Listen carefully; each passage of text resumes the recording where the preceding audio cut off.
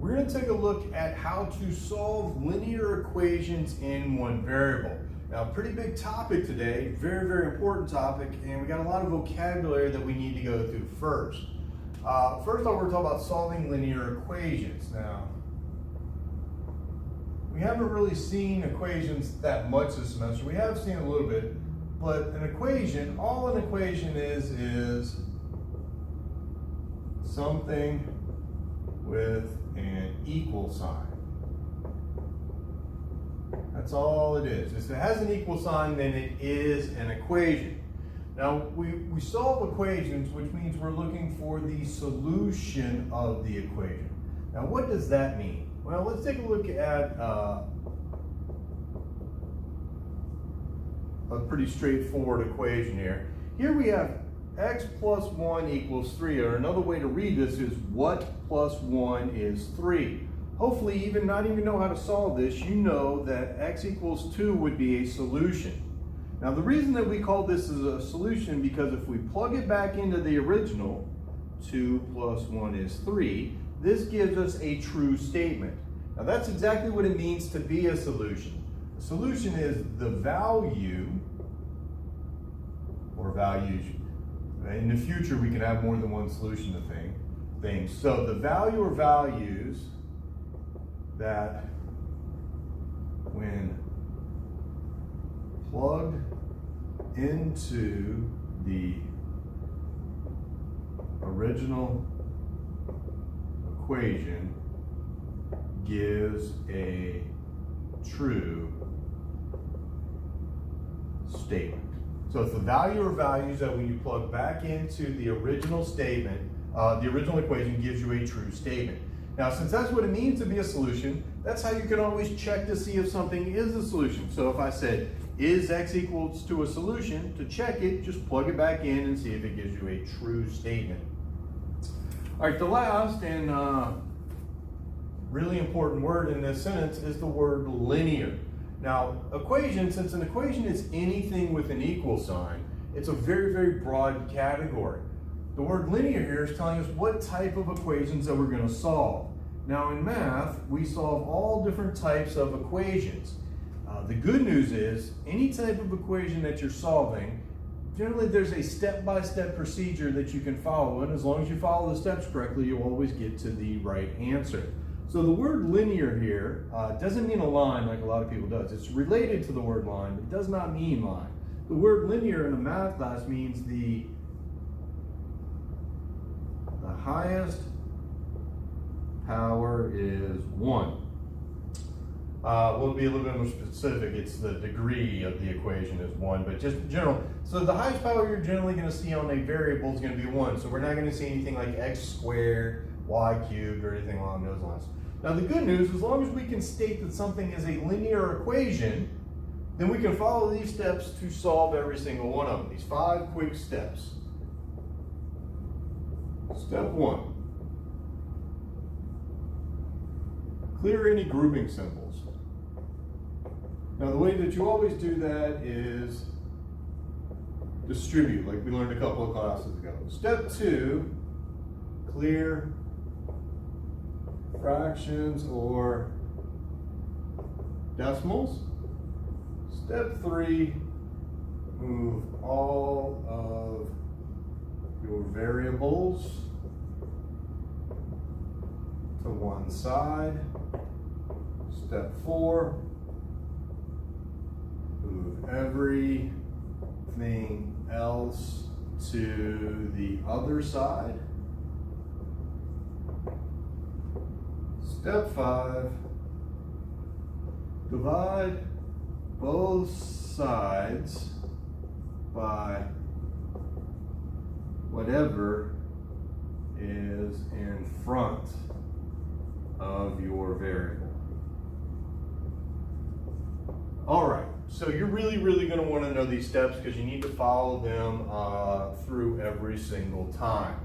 All right, let's just start and see how we're going to use this to solve equations here. Let's get our topic out of there also. Okay, so the directions for this, since they're equations, the directions will always be solved. So let's start out with kind of an easy one that you probably know the answer to just by looking at it. What plus 2 is 3, so hopefully you know the answer here is 1. But you want to try to follow the same exact steps every single time. The first thing, before you ever start solving any type of equation, you have to look at it and say what type of equation it is. Because those steps over there are only useful if you're solving a linear equation.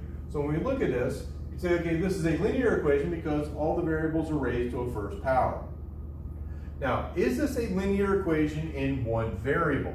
And again, this is what our topic was, but sometimes can be a little bit confusing. This one would probably be pretty easy because you'd say, oh, look, yeah, there's only one x there, so that's an equation in one variable. But we're going to see something like this in a few minutes. If we had something like this, how many variables do we have here? It's pretty easy for students to say, oh, there's 2 because I got some over here and I got some over here. That's the wrong way to think about this. The way you want to think about this is we only have the letter x up here. So there's only one letter in this equation. So this is an equation with only one variable in it. Okay, so we look at this. This is a linear equation in one variable. So our steps over here should get us through there. All right, let's make sure we understand what these steps mean. Step 1, clear grouping symbols. So we don't have any parentheses up there, so we don't need to do step 1, or it's already done for us. Step 2, clear fractions or decimals. We don't have any of those, so that step is already done for us. Step 3 says move all your variables to one side. Again, this is where some confusion can come into play. Now, what do I mean by one side is the equal sign is a separator here. It separates the left-hand side of the equation from the right-hand side of the equation. If you notice on the left-hand side of the equation, we have 2 terms, and on the right-hand side of the equation, we only have 1 term. We only have 1 term that has the letter x with it, so all the terms with an x in it are already on the left. So all of our variables are on the left. So that step is also done. Move everything else to the other side. Now, since we moved our x's to the left, or they were already on the left, we need to move everything that doesn't have an x to the other side. Now notice this 2 over here with the x does not have an x, so it's got to go. Now to move stuff around, which we're doing for steps 3 and step 4, you're going to use what are called your properties of equality. Almost all textbooks give you what's called the addition property of equality and the multiplication property of equality. Some even add in the subtraction and division properties of equality. They can all be boiled down to one golden rule in math. When you're solving equations, whatever you do to one side, you have to do to the other. That's all you got to think about. So here on the left-hand side, I have this 2. Well, I don't want the 2 on the left-hand side, so I need to get rid of it. So to get rid of the 2, I would subtract 2. But whatever I do to one side, I have to do to the other side. So when I subtract 2 from the left-hand side, I end up with x. When I subtract 2 from the right-hand side, I end up with 1. Now our last step says divide both sides by whatever's in front of our variable. Now remember, technically there's only one x there, so there is a 1 right there. But since it's already a 1, we don't need to do that last step either. It's already done. All right, so there's our answer. If you ever want to check to see if it is an answer, all you have to do is plug it back into the original equation. All right, let's try a couple more, just making them a little bit more difficult. Let's see. Okay, again, you always want to classify it first before you start doing these steps. This is an equation because it has an equal sign. It's linear because all the variables are raised to the first power. So step 1 says clear grouping symbols. I don't have any, so we're good. Step 2 says clear fractions or decimals. I don't have any of those, so we're also good. Step 3, move all your variables to one side. Now in this case, I only have 1 term that has x's and it's already on the left. Move everything else to the other side. Well, notice this -3 over here with these x's that doesn't have an x, so I need to get rid of it. So to get rid of the -3, I would do the opposite, so I'm going to add 3. And of course, whatever we do to one side, you have to do to the other. Now when we combine our like terms on this side, or just add these together, we end up with 2x, the 3's go away, and 5 plus 3 is 8.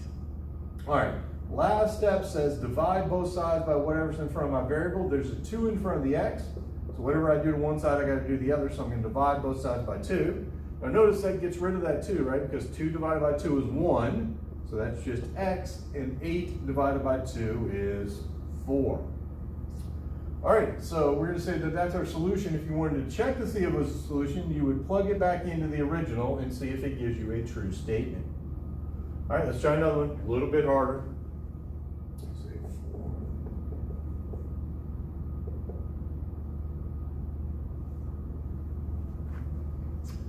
All right, so again, before we follow our steps, we would say this is a linear equation, right? It's an equation because that has an equal sign. It's linear because all the variables are raised to the first power. So following our steps, first step says distribute to clear your grouping symbols. And we do have some here, so I need to distribute that 4. So this is going to give me 4x minus 12 is equal to 8.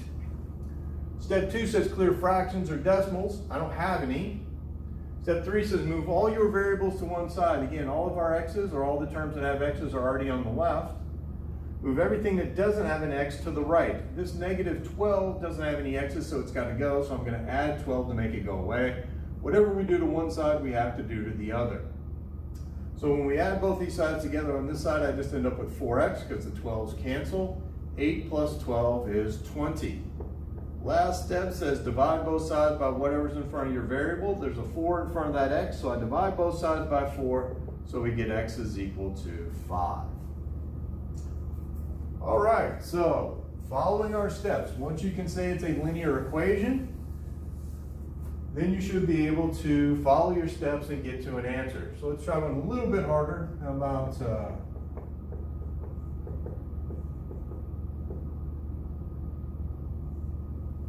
okay. Again, this is an equation because it has an equal sign. It's a linear equation because all of our variables are raised to the first power. Step 1, clear grouping symbols. Don't have it. Step 2, clear fractions or decimals. Don't have it. Step 3, move all your variables to one side. Now notice this time we have a term with x's on the left and a term with x's on the right. So we have x's on both sides. We need to move them all to one side.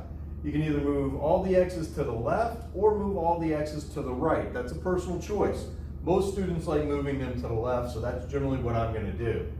So if I want to move all my x's to the left, I need to get rid of any x's on the right. Since I have 2 x's on the right, I need to subtract 2 x's to get rid of them, which means I need to do the same to the other side.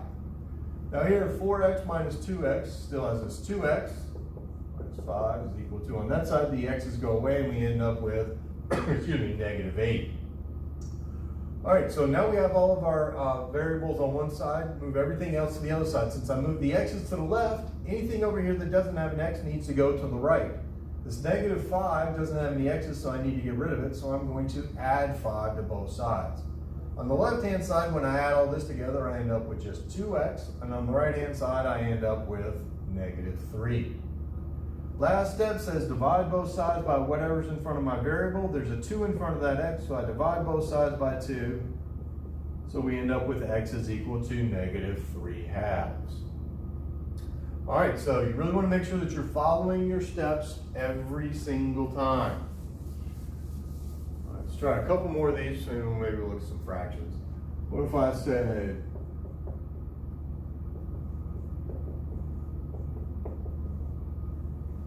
all right, again, this is a linear equation with only one variable in it because the only letter in this thing is x's.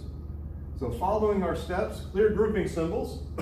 I do have some grouping symbols. So let's go ahead and distribute here. So it's 2x minus 10 is equal to 3x plus 2. Clear fractions or decimals? I don't have any. Move all your variables to one side. Now again, it doesn't matter which side you move stuff to. Since again, most students tend to move them to the left, I'm going to go ahead and move them to the left, which means I need to get rid of any that are on the right. So to get rid of 3 x's, I need to subtract 3 x's. So 2 x's minus 3 x's is negative 1x, or just negative x. Either way that you want to write that is fine. And 10. So we got all of our x's on one side. Any terms that don't have an x need to go to the other side. So to get rid of a negative 10, I do the opposite by adding 10 to it. So I get negative 1x, or just negative x is equal to 12. Last step, divide both sides by what's in front of our variable. And again, kind of like I've been saying, remember that's technically a negative 1 there. So we divide both sides by a negative 1. Of course, a negative divided by a negative is a positive. And 12 divided by negative 1 would be negative 12. All right. Let's go back this way and make it a little bit more complicated. get us one more step over there. So let's say if I said 3, 2x minus 4 plus 2x equals x plus 5. All right, hardest one yet. So let's see if we can follow our steps. This is still a linear equation because an equation has an equal sign, linear because all the variables are raised to the first power. And we only have one letter up here, so it's a linear equation and one variable. So our steps over here should work for us. Read them through it every single time. Step 1, clear grouping symbols. I do have grouping symbols here. So let's distribute. This gives me 6x minus 12 plus 2x is equal to x plus 5. Step 2 says clear fractions or decimals. I don't have any of those, so let's keep going. Now, here's where a very common mistake happens, so don't do this. In fact, don't write this down yet. I'm going to show you a mistake. Let's say we wanted to move all our x's over here to the left, so I want to get rid of these. Now, what a lot of students do, you say, okay, I'm going to subtract x from this side. You say, I'm going to subtract x over here, and I guess I need to subtract over there because I have some x's. Now, you can see that this is wrong because if you look at the right-hand side, we only subtracted one x, but from this side, we subtracted two x's. Remember, our golden rule is whatever we do from one side, we need to do to the other side. So to keep this type of mistake from happening, I'm going to put a note in here. So between 2 and 3, now this really isn't a solution step, that's why I didn't write it. But you do want to make sure that you're always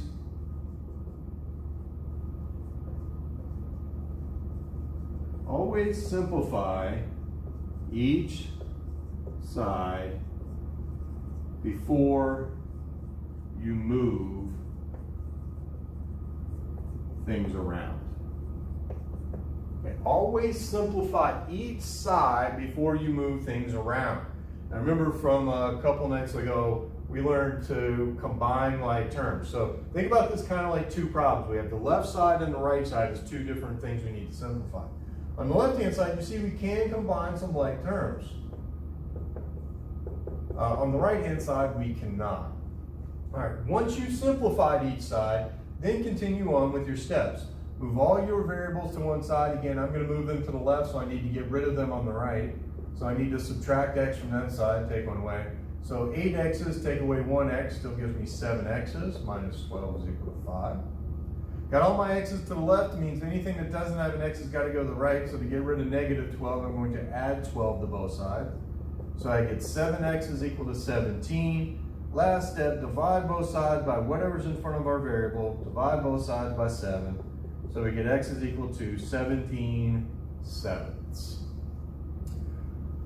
All right, so a little bit more complicated there. Follow your steps. All right, let's take a look at what happens when we have fractions, because we have a step that addresses fractions directly. Let's say we have 2/3 x plus 1/2 is equal to 5/6. Now we could follow our steps and just do this with the arithmetic with fractions, and there would be nothing wrong with that. However, since this is an equation, we have the ability to clear the fractions or get rid of them. So first off, this is a linear equation, so we can follow our steps. Step 1 says clear grouping symbols. We don't have any. Step 2 says clear fractions or decimals. Now, to clear fractions or decimals, you're going to do the same thing.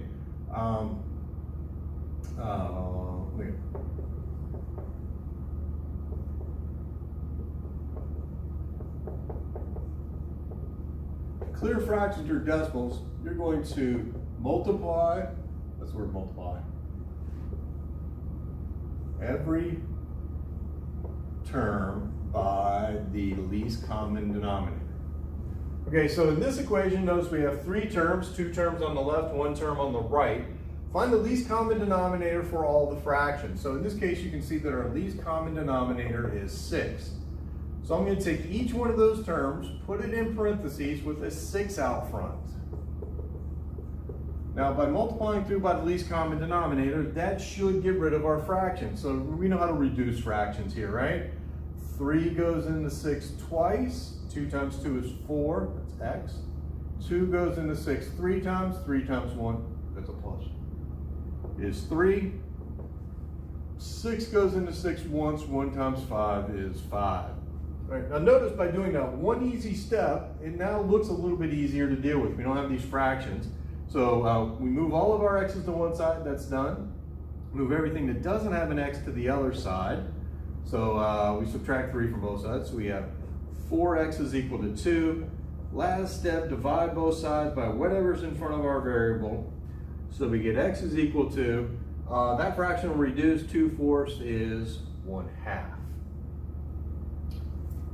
All right, so clearing fractions and decimals are very easy. All you have to do is multiply through by the least common denominator. But if you're sitting there going, well, wait a minute, decimals don't have denominators, then, well, they will if you write them as fractions. So always write decimals as fractions before you start. All right, here's the idea. Let's say if we didn't have a one with a fraction, let's say 0.2x plus 1.4 is equal to 0.6. Okay, so here we have some decimals. Before you even get started with this, say, you know what, I don't want to work with decimals. It's actually easier to work with fractions. I know some of you disagree with me, but it is. Go ahead and write each one of these decimals as a fraction. And I suggest not reducing here, even though all these actually will reduce. That would be 14/10 and 6/10. Now that it's all in terms of fractions, we can follow our steps, because this is just a linear equation. Clear any grouping symbols, don't have any. Clear fractions or decimals. Now that it's in terms of fractions, we can find our least common denominator and do the same thing. Here my least common denominator is 10. So if I multiply every term by my least common denominator, that should clear my fractions. All right, so this one's gonna be nice and pretty. So the 10s cancel, so that's just 2x. 10s cancel, that's 14 times 1 is 14. 10s cancel, 1 times 6 is 6. All right, notice again, much easier equation to solve just by doing that one step to clear the fractions or decimals. All right, so step 3, move all of our variables to one side, all the x's are on the left.